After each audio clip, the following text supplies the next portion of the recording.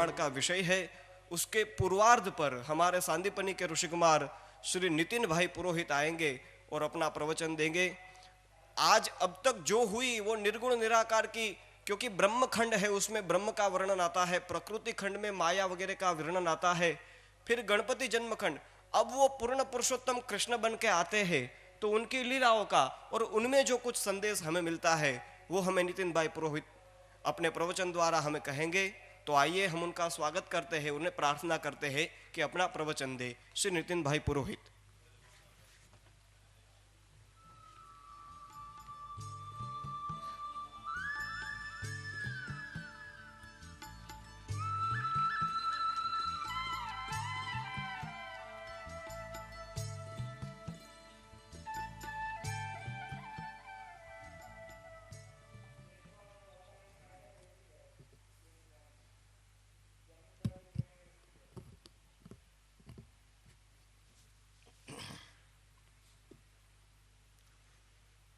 गुरुर्ब्रह्मा गुरुर्विष्णु गुरुर्देवो महेश्वरः गुरुः साक्षात् परब्रह्म तस्मै श्री गुरवे नमः।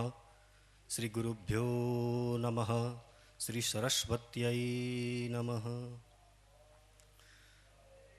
आशीर्वाद के साक्षात स्वरूप, प्रेम और करुणा, कृपा और अनुग्रह, हम सब के प्रेरणा स्रोत और जिनके निरंतर चिंतन मात्र से हम सब में आध्यात्मिक शक्ति का संचार होता है, ऐसे पूज्य गुरुदेव के चरणों में अष्टांग प्रणाम। सभी संत वृंद को प्रणाम, गुरुजनों को प्रणाम और आप सबको जय श्री कृष्ण। कृष्ण जन्म खंड के ऊपर ब्रह्मवैवर्त पुराण में मुझे अपना वक्तव्य उद्बोधित करना है। ब्रह्मवैवर्त पुराण का अर्थ तो श्री भरत भाई शुरू ने आप हमको अभी अभी सुनाया, लेकिन ब्रह्मवैवर्त पुराण में ही श्री विग्रह बताया है ब्रह्मवैवर्त पुराण का। ब्रह्मविवर्तस्य प्रकृतेः विवर्ताः परिणामाः यत्र प्रदर्शन्ते तत्पुराणम् इति ब्रह्मवैवर्त पुराणम। प्रकृति के अलग अलग परिणामों का जहां प्रतिपादन हुआ हो, उस पुराण ग्रंथ का नाम है ब्रह्मवैवर्त पुराण।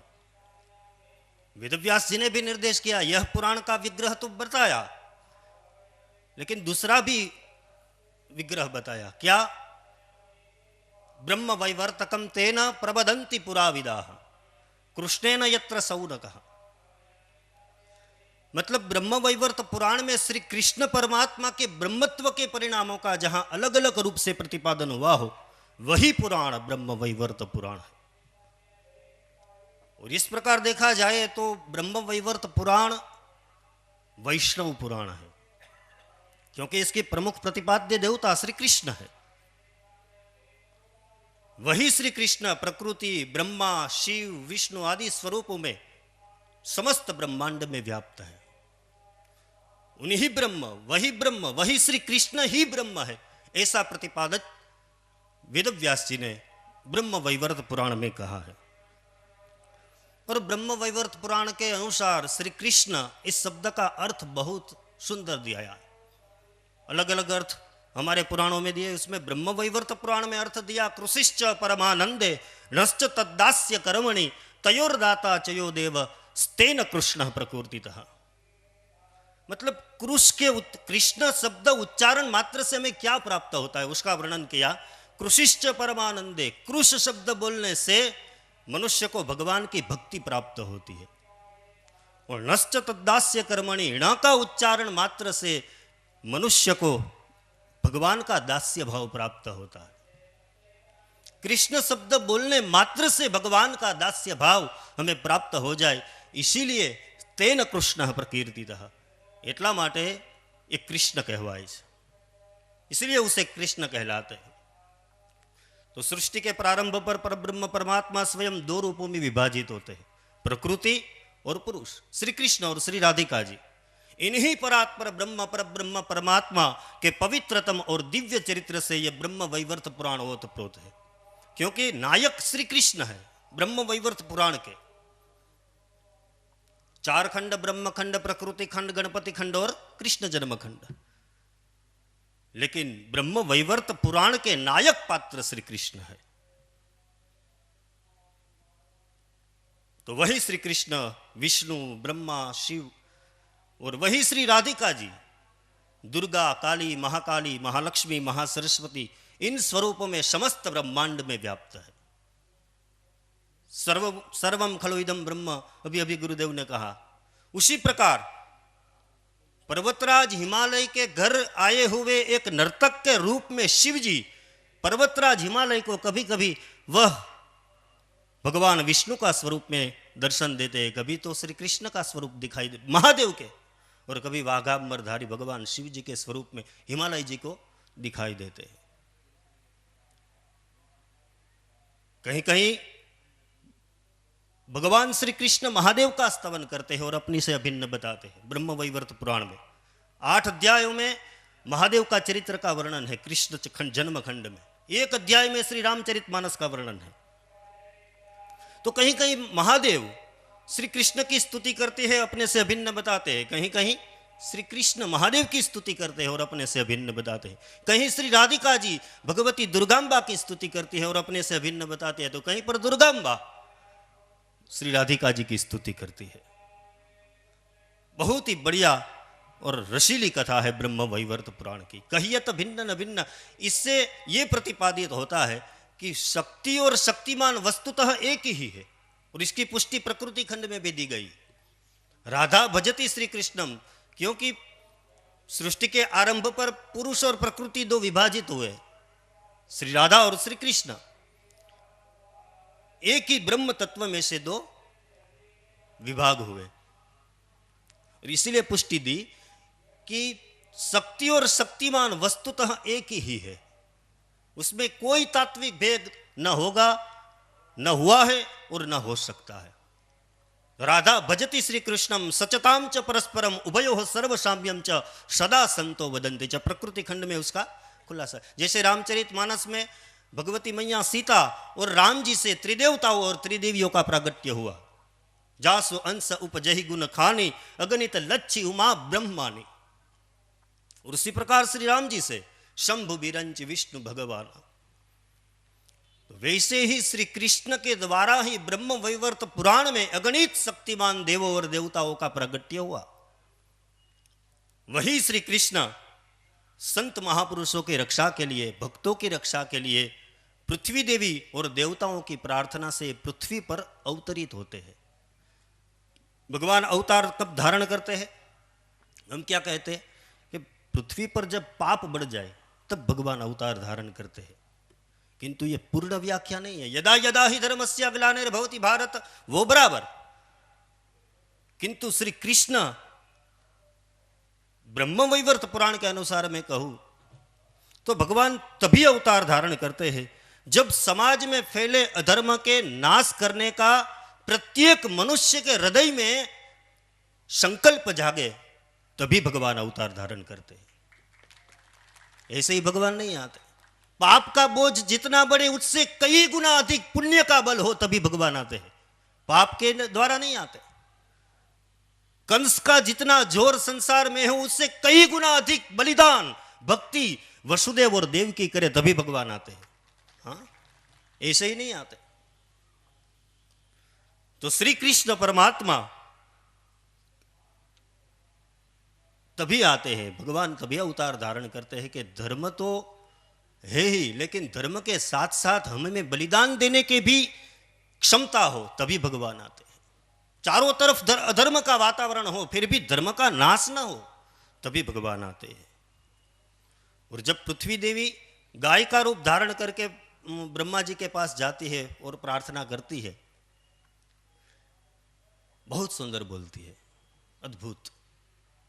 अपने आंखों में आंसू के साथ अत्यंत करुण विलाप के साथ पृथ्वी माता भगवत ब्रह्मा जी से कहती है, कृष्ण भक्त विहीनाये ये च तद भक्त निंदकाः तेषाम महापातके नाम अशक्ता भारवाहन। जो कृष्ण की भक्ति से हीन है, इसका क्या अर्थ होता है?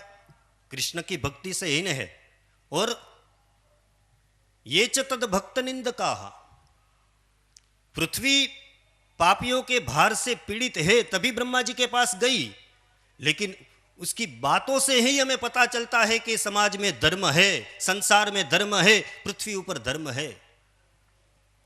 ये उसकी बातों से ही पता चलता है। ये च तद भक्त निंदका, कृष्ण की भक्ति से हीन है और जो कृष्ण की भक्ति करने वाले जो भक्त है उसका जो विरोध करते हैं, उसकी निंदा करते, मतलब है कोई भक्त नहीं है ऐसा नहीं है। तेषाम महापातकी नाम, ऐसे महापापी के भार से अशक्ता भारवाहन, मैं असमर्थ हूं, उसके भार को मैं वहन नहीं कर सकती। स्वधर्माचार कूला स्वधर्माचार हीनाये नित्य कृत्य विवर्जिता तेषाम महापातकी नाम श्रद्धाहीनाश्च वेदेषु तेषाम भारेण पीड़िता। जो स्वधर्म और आचार से रहित है, जो नित्य कर्म नहीं करता और जिनकी वेदों में श्रद्धा नहीं, ऐसे व्यक्ति के भार से मैं पीड़ित हूं। कितनी बढ़िया बात कही। हम जब ऐसी बातें सुनते हैं कथा में, ज्ञान सत्रों में, सत्संग सत्रों में, तो हमें मन में ऐसा लगना नहीं नहीं नहीं, ये मेरे लिए नहीं है, मैं तो स्वधर्म में ही जीता हूं, मेरे जैसा कोई धर्मवान या गुणवान नहीं है। हमारे मन में ऐसे विचार प्रकट होने लगते हैं। लेकिन क्षमा करें, धर्म के अनुरूप जीना हमें आता ही नहीं। अभी अभी भाटिया की कथा में पूज्य गुरुदेव ने कहा, हमारा धर्म मंदिर रूपी पिंजरे में ही खत्म हो जाता है। अपने ठाकुर जी की सुबह सुबह जल्दी उठकर नहा धोकर पूजा कर ले और बाहर निकले, धर्म पूरा वहां पर। परिवार का भरण पोषण करने के लिए अधर्म का जैसे हमें लाइसेंस मिल गया, ऐसे हम जी रहे हैं। और स्वधर्म की चर्चा श्रीमद् भगवद गीता में श्री कृष्ण ने कही है। कृष्ण चरित्र तो बहुत लंबा है और ये कोई पहली बार मैं आपको सुनाऊं। बड़े बड़े संत महात्मा, योगेंद्र, मुनींद्र, संत, सन्यासी अपना जीवन कृष्ण चरित्र और कृष्ण जीवन दर्शन के लिए समर्पित कर देते हैं, फिर भी वह नहीं कह पाते। तो मैं आधे घंटे में आपको क्या सुनाऊं? हाँ? और मेरी और आपकी तो भूमिका भी वह नहीं है, संत महंतों की भूमिका तो हमारी है नहीं, हम क्या करें? लेकिन श्री कृष्ण के जीवन के जो अंश है वो आपके सामने में रखने के लिए आया। गीता में भगवान ने कहा, स्वधर्मे निधनम श्रेयः परधर्मो भयावह। अपने धर्म का पालन करने में यदि हमारा निधन हो जाए, हम गुजर जाए, तो भी वह श्रेयस्कर है, ऐसा लिखा। और स्वधर्म क्या है? मैंने अभी कहा, हमने स्वधर्म की व्याख्या बहुत संकुचित बना दी है, बहुत संकुचित। मंदिर रूपी पिंजरे में ही हमारा धर्म प्रारंभ और मंदिर के पटांगण से बाहर। अब मुझे तो यह भी कहना चाहता हूं कि अब तो मंदिर में भी पाप कर रहे हैं हम, मंदिर में भी पाप हो रहा है। हाँ? मंदिर रूपी पिंजरे में भी अब हम धर्म नहीं करते। स्वधर्मे निधनम श्रेयः और परधर्मो भयावह। स्वधर्म, अपने धर्म का, धर्म क्या है वह भी हमें मालूम नहीं। राधा भजति श्री कृष्णम सचताम च परस्परम, ऐसा लिखा है ब्रह्म वैवर्त पुराण में। मतलब राधा जी स्वधर्म में जी रही है और उसका आद्य शक्ति स्वयं राधिका जी श्री कृष्ण के परम मित्र अंतरंग सखा उद्धव जी से कहती है धर्म का निरूपण। नहीं सत्यात् परो धर्म नानृतात् पातकम परम। इस संसार में धर्म उसे ही कहा जा सकता है जो सत्य हो। सत्य का आचरण ही धर्म है, नहीं असत्य समपातक पुंजा। और रामचरितमानस में भी इसी बात का वर्णन, धर्म न दूसर सत्य समाना, आगम निगम पुराण बखाना। धर्म न दूसर सत्य समाना। और ये धर्म किसने दिया? मेरे और आपने जैसे कोई पामर मनुष्य ने नहीं। सहस्रों साल तक जिसने तृण पत्र खा खा कर कड़ी तपस्या की, वह ऋषि मुनियों ने ये शास्त्रों लिखे और उसमें वर्णन आता है। आगम निगम, आगम निगम और पुराण, वेद उपनिषद और पुराण की घोषणा है। और ये कोई एक व्यक्ति, एक ज्ञाति या एक देश का नहीं, वैश्विक धर्म एक ही है। धर्म न दूसरा सत्य समाना। जीवन में सत्य का आचरण ही स्वधर्म है। श्रीमद् भागवत जी में भी प्रथम श्लोक में ही सत्यम परम धीमहि, और दसम स्कंद में भगवान की जब स्तुति करते हैं देवता, गर्भस्तुति, तभी वहां कहते हैं 9 बार सत्य शब्द का प्रयोग किया। सत्य सत्यव्रतम सत्य परम त्रिसत्यम सत्यस्य योनिम निहितेंच सत्य सत्यस्य सत्यमृत सत्य नेत्रम सत्यात्मकम त्वाम शरणम प्रपन्ना। सत्य ही धर्म है, यही स्वधर्म है। और परधर्मो भयाव, परधर्म माने क्या? परधर्म कैसे कहते हैं? अपने धर्म का त्याग करके दूसरों के धर्म का स्वीकार, वह परधर्म है, उसे हम परधर्म कहते हैं। और ये बता रही है कृष्ण। और यदि ये बता रहे तो यह तो सांप्रदायिक बात हो गई। मतलब एक हिंदू मुसलमान हो जाए तो वह परधर्म भयावह, या तो फिर एक मुसलमान हिंदू हो जाए तो वह परधर्म भयावह, या तो फिर एक पारसी क्रिश्चियन हो जाए तो वह परधर्म भयावह। ये बता रही है? ये नहीं।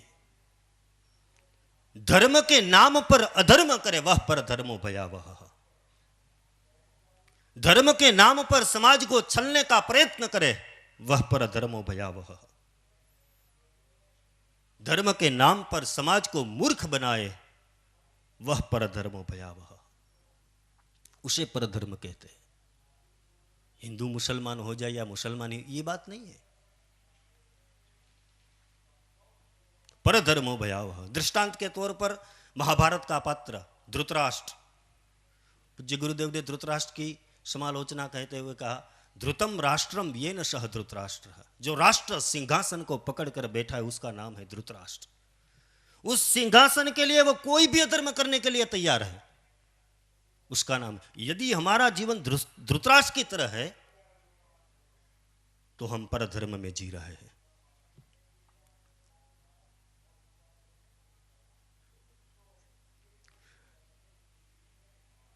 मेरे पूज्य पिताजी ने धृतराष्ट्र की एक व्याख्या मुझे दी, बहुत बढ़िया, मुझे बहुत अच्छी लगी। धृतराष्ट्र यानी जो अपने संतान के संस्कारों पर ध्यान न दे उसका नाम है धृतराष्ट्र। धृतराष्ट्र यानी अनीति से जीना है लेकिन नीति का पूर्ण दिखावा करे वह है धृतराष्ट्र। धृतराष्ट्र यानी अपने पुत्रों के कुव्यवहारों को अप्रत्यक्ष व प्रत्यक्ष प्रोत्साहन दे, उसका नाम है धृतराष्ट्र। धृतराष्ट्र यानी अनीति से अन्याय से दूसरों का सब कुछ छीन लेना है फिर भी न्याय का दिखावा करे, उसका नाम है धृतराष्ट्र। ये धृतराष्ट्र है। हम ऐसे नहीं है ना, ये विचार करने की आवश्यकता है। यह परधर्मो भयावह। कोई चिंतक ने बहुत सुंदर कहा कि जीवन महान बनाना हो, सम्मान से जीना हो तो एक तरीका है, महान तरीका, कि हम वो बने जो हम होने का दिखावा करते हैं। कितनी बढ़िया बात। धर्मवान है नहीं लेकिन धर्मवान का दिखावा करते हैं। भक्तिवान है नहीं लेकिन भक्तिवान होने का दिखावा करते हैं। ये दिखावा पतन का मार्ग है। धनवान है नहीं लेकिन धनवान होने का दिखावा करते हैं। और दूसरी बात श्री कृष्ण के जीवन में, वैसे तो वह परब्रह्म है, वो हंसते हैं तो उसमें भी कारण होता है कृष्ण। हम अपने बड़े बुजुर्ग का अपमान करें, उसका अनादर करें तो महापाप लगता है। ये तो सबको, आबाल वृद्ध सबको पता है। गुरु, माता पिता, ब्राह्मण या कोई बुजुर्ग, उसका अपमान करे तो महापाप लगता है। तो श्री कृष्ण ने अर्जुन जी को क्यों तैयार किया महाभारत में? अपने ही पितामह को मारने के लिए, अपने ही भाइयों को मारने, अरे अपने ही गुरु को मारने के लिए, अपने ही स्वजनों को मारने के लिए श्री कृष्ण ने अर्जुन जी को क्यों तैयार किया? क्या उसका पाप अर्जुन जी को नहीं लग सकता? और वह कृष्ण कहे, शास्त्रों की आज्ञा अनुसार, शास्त्रों में भी यह प्रमाण है माता पिता आदि जब बड़े बुजुर्ग, उसका अनादर नहीं करना है। अनादर करने से महापाप होता है, तो वध करने से क्या होता?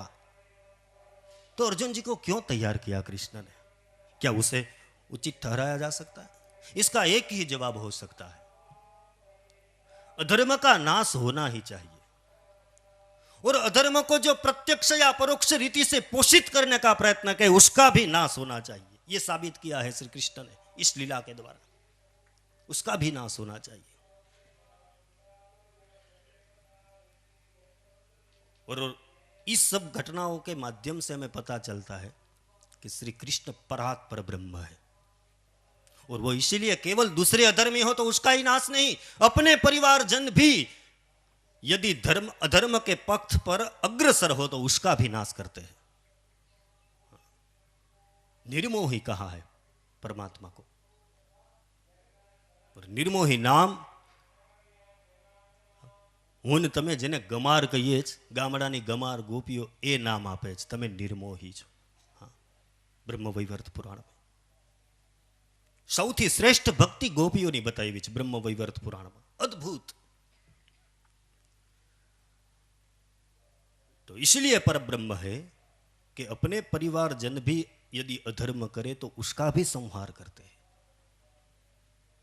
धर्म जगत को प्रकाशित, कृष्ण स्वयं अपने परिवारजन को कहते हैं, धर्म जगत को प्रकाशित करने वाले और धर्म की रक्षा करने वाले साधु पुरुषों ब्राह्मणों का अपराध कभी नहीं करना, और यदि हो जाए तो मेरे पास तुम कभी नहीं आना, मुझे अपना मुख न दिखाना, मैं तुम्हारी कोई सहायता नहीं करूं। कृष्ण ने कहा, श्रीमद् भागवत जी में भी कहा है, ब्रह्मवैवर्त पुराण में भी, ब्रह्म कुलावमानात्।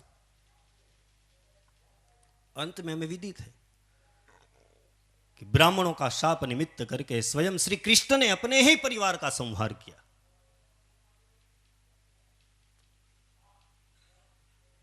एक यहां प्रश्न होता है, पुराणों की आज्ञा अनुसार ब्रह्म हत्या महापाप है, ब्रह्म हननम सुरापानम। और कृष्ण ने भागवत जी में भी कहा कि ब्राह्मणों और साधु पुरुषों का, संत पुरुषों का जो धर्म का दंड धारण किए है उसका अपराध नहीं करना, वो किया, कहा है। तो सब पुराणों में ब्रह्म हत्या महापाप है। ये ब्राह्मण ब्रह्म हत्या महापाप, ब्राह्मण, ये कोई वर्ण विशेष की बात मैं नहीं कर रहा हूं। धोती जोबो પહેરીને ઉભો હોય, માથે તિલક કર્યું હોય, ચોટી રાખી હોય, એને યજ્ઞ કરાવો, ઈ બ્રાહ્મણ, ઈ બ્રાહ્મણો છે, ઈ વાત માટે હું નથી કહેતો। એ ચર્ચા નથી, આ વર્ણ વિશેષની વાત નથી, બિન સાંપ્રદાયિક વાત છે। ब्रह्म हत्या करवाથી महापाप, और पुराणों में भी इसकी चर्चा है, और श्री कृष्ण भी कहते हैं, भागवत जी में भी कहते हैं, और ब्रह्मवैवर्त पुराण में भी। भागवत जी में तो प्रसंग में आता है कि अश्वत्थामा का वध करते समय कृष्ण अर्जुन जी को रोकते हैं, हमें सबको पता है वह कथा।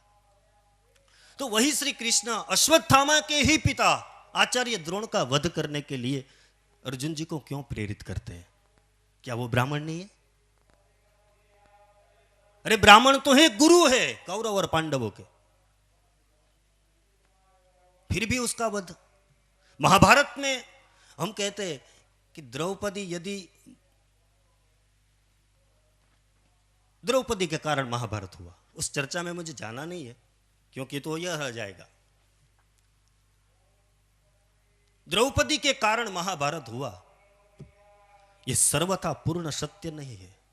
हाँ? 6 लोगों के कारण महाभारत का जन्म हुआ है। उसमें से 3 दुर्जन है और 3 सज्जन है। 3 दुर्जन अपनी दुर्जनता को त्याग दे तो महाभारत न हो, और 3 सज्जन अपनी कही हुई बात को छोड़ दे तो वो महाभारत न हो। 3 दुर्जन कौन? धृतराष्ट्र, शकुनी और दुर्योधन। ये अपनी दुर्जनता का त्याग कर दे तो महाभारत न हो। और 3 सज्जन, गंगा पुत्र भीष्म, आचार्य द्रोण અને दानेश्वरीकरण, ये तीन अपनी बात को छोड़ दे तो महाभारत का जन्म न होता। अपने माने हुए धर्म को पकड़कर बैठे ये तीन महापुरुष, उसी के कारण महाभारत में वर्णन है। कृष्ण ने कहा आप तीनों के कारण ये महाभारत हुआ है। नरसंहार, कितना नरसंहार। तो महाभारत के दो पात्र ऐसे हैं जिसको अत्यंत पुत्र मोह है। एक धृतराष्ट्र जिसने हमें अभी व्याख्या सुनी, दूसरे है आचार्य द्रोण, उसको भी महा मोह है पुत्र के प्रति। केवल पुत्र मोह के कारण कितने अधर्म किए आचार्य द्रोण ने। और ब्रह्म वैवर्त पुराण में ब्राह्मण की व्याख्या दी है। यहां पर ब्रह्म वैवर्त पुराण में कर्मणा ब्राह्मणो जातः करोति ब्रह्म भावनम स्वधर्म निरतः शुद्ध तस्मात् ब्राह्मण उच्यते। ये मैं इसलिए मैं कह रहा हूं, वर्ण विशेष की बात नहीं है। जो सतत निरंतर ब्रह्म चिंतन में अपना दिन व्यतीत करता हो, जो अपने जीवन में स्वधर्म के प्रति तत्पर और शुद्ध रहता हो, वह सब ब्राह्मण ही है। પછી ધોતી વાળો હોય કે સાડી વાળો હોય કે દેશમાં રહેતો હોય કે વિદેશમાં રહેતો હોય, ગમે ત્યાં રહેતો હોય, એ બ્રાહ્મણ છે, એ બ્રાહ્મણ। શ્રી કૃષ્ણ आचार्य द्रोण को ज्ञानोपदेश करते। मेरा समय तो पूरा होने वाला है। आचार्य द्रोण को उपदेश करते। केवल श्री कृष्ण ने अर्जुन जी को ही गीता का उपदेश नहीं दिया, 4 लोगों को दिया है।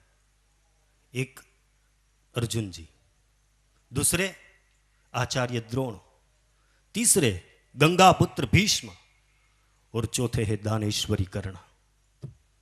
इन 4 लोगों को पर गीता उपदेश माने जीवन के अंत समय मिला हुआ सच्चा ज्ञान, वही गीता है। अंत में हमें क्या करना, वही गीता है। जैसे भागवत जी में पंच गीता का वर्णन है, पिंगला गीता, हाँ आदि। रामचरित मानस में भी अनसुया गीता, लक्ष्मण गीता आदि पंच गीता। तो आचार्य द्रोण को बहुत सुंदर उपदेश दिया श्री कृष्ण ने।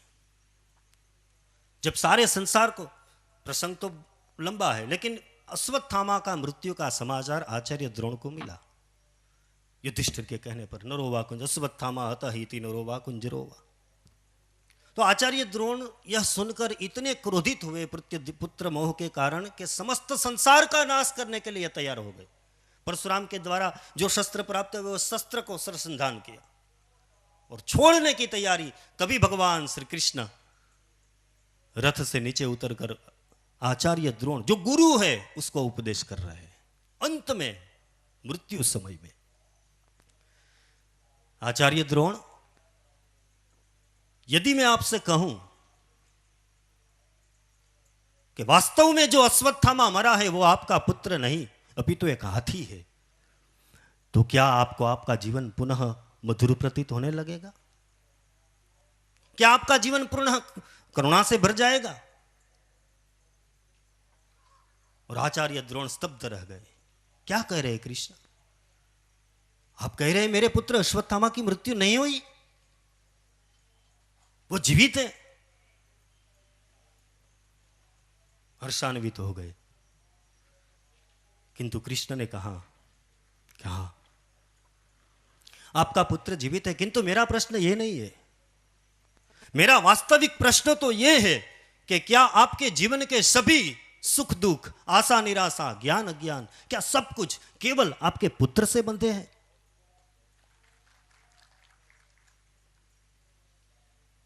क्या आपके जीवन का दूसरा कोई लक्ष्य नहीं, कोई मूल्य नहीं, कोई उद्देश्य नहीं? आपकी सारी शक्ति, आपकी सारी संपत्ति, आपका सारा ज्ञान, उस पर केवल और केवल आपके पुत्र का अधिकार है, दूसरे का कोई नहीं। क्या बढ़िया प्रश्न किया है कृष्ण ने। जीवन दर्शन है कृष्ण का। ये दूसरा कोई लक्ष्य नहीं। आचार्य द्रोण ने कहा मेरे जीवन में मेरे पुत्र से बढ़कर कौन होगा? वह ही मेरे लिए सब कुछ है। मेरे कारण वो इस संसार में आया, उससे मुझे सेख, स्नेह, सम्मान और सुख दिया। उससे अधिक महत्व का मेरे लिए कोई नहीं है। और क्या प्रत्येक पिता अपने पुत्र को अधिक प्रेम नहीं करता? अब जो कृष्ण ने प्रश्न किया है बहुत ही बढ़िया प्रश्न है। प्रेम करवानी ना નથી આ, પણ પ્રેમ કેમ કરવો એ મને અને તમને કૃષ્ણ બતાવે છે। तो मुझे ये बताइए गुरु द्रोण कि जो पुत्र के प्रति आपको इतना अधिक प्रेम है, उस पुत्र को आपने वास्तव में क्या दिया? और जो हम कहते हैं वो आचार्य द्रोण ने उत्तर दोहराया, संपत्ति दी, सुख दिया, राज्य दिया, नाम दिया। और कृष्ण ने कहा संस्कार दिए, विद्या दी, धर्म का ज्ञान दिया। क्या आप अपने पुत्र को कुछ भी ऐसा दे पाए आचार्य द्रोण कि उसके जीवन में आपके संरक्षण की कोई आवश्यकता ही ना हो? नहीं आचार्य द्रोण, यह आपका पुत्र प्रेम नहीं, आपका पुत्र मोह है। मोह में और प्रेम में अंतर होता है। प्रेम क्या कहता है? मेरे पुत्र को ईश्वर संसार के सब सुख प्रदान करे। और मोह यह कहता है कि मेरे पुत्र को मैं संसार के सब सुख दूंगा। प्रेम कहता है कि मेरे पुत्र पर मुझे गर्व हो, लेकिन मोह कहता है कि मेरे पुत्र को मुझ पर गर्व हो। मैं श्रेष्ठ हूं यह बराबर है, किंतु मैं ही श्रेष्ठ हूं यह अहंकार है। इससे मोह का, इसलिए प्रेम का जन्म करुणा से होता है और मोह का जन्म अभिमान से होता है, अहंकार से होता है। गुरुदेव की कृपा से कोई भी विषय पर मैं बोल सकता हूं यह बराबर,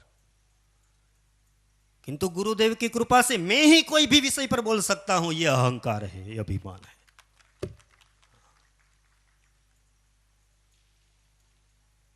प्रेम और मोह में यह अंतर है। आपने कभी यह विचार, और यदि आप ये कह रहे हैं कि मेरे पुत्र के प्रति मेरे अधिक प्रेम नहीं है, प्रेम नहीं मोह है। और जो प्रेम होता तो प्रेम तो उन्नति देता है, उचित अनिचित का निर्णय देता है, धर्म अधर्म का निर्णय देता है, न्याय अन्याय का विचार देता है। प्रेम, यह प्रेम नहीं। यदि आपने अपने पुत्र को प्रेम किया होता तो आप भी अधर्म के पक्ष में रहकर युद्ध नहीं कर रहे होते और आपका पुत्र भी धर्म का आज इतना बड़ा शत्रु न होता। अश्वत्थामा की बात कर रहे हैं कृष्ण आचार्य द्रोण से। धर्म के पक्ष पर आपने रहकर युद्ध किया और केवल पुत्र मोह के कारण, और इसी मोह के कारण आप गुरु तो कभी बन ही नहीं पाए, ऐसा लिखा। आटलू सांभळीने रड़ी पड़ा गुरु द्रोणा, ये क्या कह रहे हैं कृष्ण? मैंने तो अपने जीवन में संपूर्ण निष्ठा से अपने सारे शिष्य को उज्जवल बनाने का प्रयत्न किया, और आप कह रहे हैं कि मैं एक शिक्षक हूं? कृष्ण ने कहा हाँ, गुरु वो होता है जो विद्या का दान दे, विद्या का व्यापार नहीं करता। और इसलिए गुरु को अपने शिष्यों से गुरु दक्षिणा की इच्छा होती है, मूल्य की नहीं। किंतु आपने अपने अमूल्य ज्ञान का मूल्य निश्चित कर दिया। कौरव और पांडवों के पास अपने ज्ञान के बदले अपने शिष्यों से प्रतिशोध मांगकर आपने अपने जीवन में तो विष घोल दिया, किंतु अपने शिष्यों के जीवन में भी विष घोल दिया।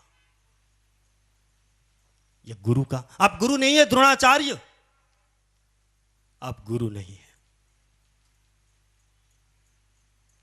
ब्राह्मण और गुरु वो होते हैं जो कोई भी मोह या बंधन से मुक्त हो, वही ब्राह्मण और गुरु कहलाने लायक है। कोई भी मोह उसे सता नहीं सकता। जिस व्यक्ति के जीवन में अहंकार, स्वार्थ और लालसा होती है, आचार्य द्रोण सुन लीजिए, उस व्यक्ति के हाथ से धर्म का कार्य तो कभी हो ही नहीं सकता। इसलिए जैसे पानी में डूबता कोई व्यक्ति बाढ़ में डूबता वृक्ष को पकड़कर अपनी रक्षा करता है, उसी प्रकार आज अंत समय में आप मोह का त्याग करके, अधर्म का त्याग करके एक उचित निर्णय लें और ये नहीं समझना कि आपको कोई मार नहीं सकता, आपका कोई वध नहीं। मैं स्वयं इसी क्षण आपको मृत्यु दंड दे सकता हूं, किंतु मेरी इच्छा है कि आप अपने जीवन में एक उचित निर्णय लें। कितनी बढ़िया बात कही श्री कृष्ण ने, उचित निर्णय लें। कृष्ण जीवन दर्शन अद्भुत है। कृष्ण चरित्र हमने सैकड़ों बार सुना है, आगे भी सुनेंगे, लेकिन कृष्ण चरित्र में ऐसा वर्णन आता है कि जो भी यह कृष्ण चरित्र सुनेंगे उसके जीवन में रहने वाले सब दोष निर्मूल हो जाएंगे, नाश हो जाएगा। हमारा दोष का नाश हुआ, कितनी बार सुना है हमने, कोई पहली बार तो नहीं सुन रहे, कितनी बार सुना कृष्ण चरित्र।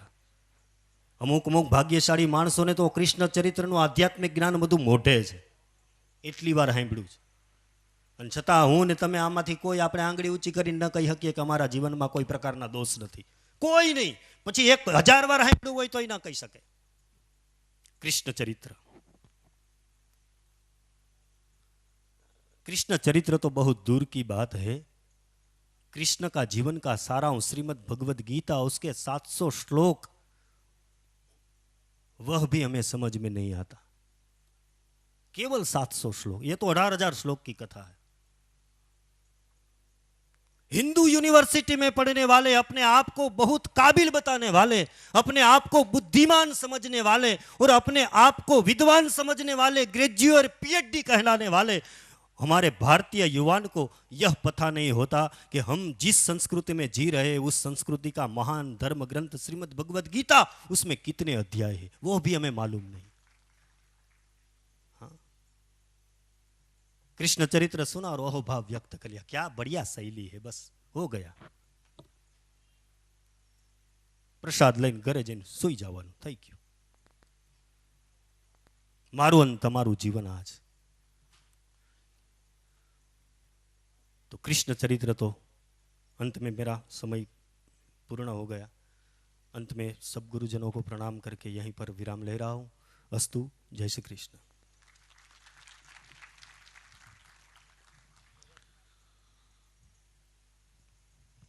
भाई नितिन पुरोहित ने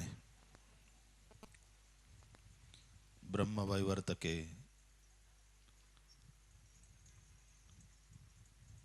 श्री कृष्ण से संबंधित खंड को लेकर के कृष्ण चरित्र के विषय में अपने विचार रखे।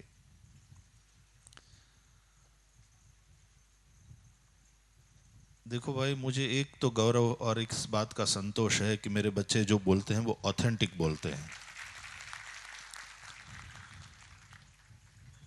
क्योंकि इन्होंने यहाँ अभ्यास किया है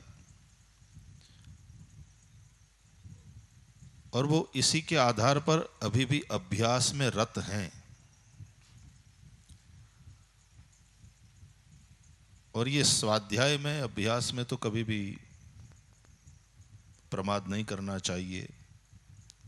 स्वाध्यायान्मा प्रमदः, स्वाध्याय प्रवचनाभ्याम न प्रमदितव्यम। जितनी भौतिकता बढ़ रही है उतना ही इस प्रकार के धर्म सत्र, विचार सत्र, ये चलते रहना चाहिए। इसके द्वारा निरंतर जागरण का कार्य यदि नहीं हुआ तो बढ़ती हुई भौतिकता व्यक्ति को और समाज को तोड़ के रखेगी, जो कि हो रहा है। लेकिन ये विचार, ये धर्म चर्चा शास्त्रों के आधार पर हो, यह आवश्यक है। हमारे यहाँ चिंतक जो साहित्य क्षेत्र के हैं वे अपनी बात रखते हैं, उनमें कई आस्तिक विचारों वाले भी होते हैं, कई एथिस्ट भी हैं। लेकिन विशेष करके जब धर्म की पीठ से, धर्म के मंच से बोला जाए तो शास्त्र प्रमाण के साथ बात करी जाए तो उसका एक वजन बढ़ता है, उस वक्तव्य का एक प्रभाव होता है। बहुत से वक्ता नए आ रहे हैं, और हमें आवश्यकता भी है। लेकिन पूज्य शंकराचार्य जी जैसे कई संत महापुरुष कभी कभी संवाद में अपनी ये चिंता भी प्रकट करते हैं कि भाई जिस शास्त्र पर चर्चा कर रहे हैं पहले उस शास्त्र का पूरा पूरा ज्ञान तो हो। हम भागवत करें और भागवत में वेद व्यास जी को ही अभिप्रेत न हो ऐसा कोई विचार, कोई भाव भागवत के नाम से, भागवत के रचयिता के नाम से जाए तो कहीं ना कहीं एक शास्त्र द्रोह भी होता है, व्यास द्रोह भी होता है, गुरु द्रोह भी होता है। तो सभी नए नए वक्ताओं को देखकर प्रसन्नता होती है, लेकिन एक अपेक्षा भी रहती है कि पहले थोड़ा पढ़ें, गुरुकुल में जाएं, थोड़ा अभ्यास करें। और सांदीपनि विद्या निकेतन जैसी जो संस्थाएं हैं वो उस दिशा में काम कर रही है।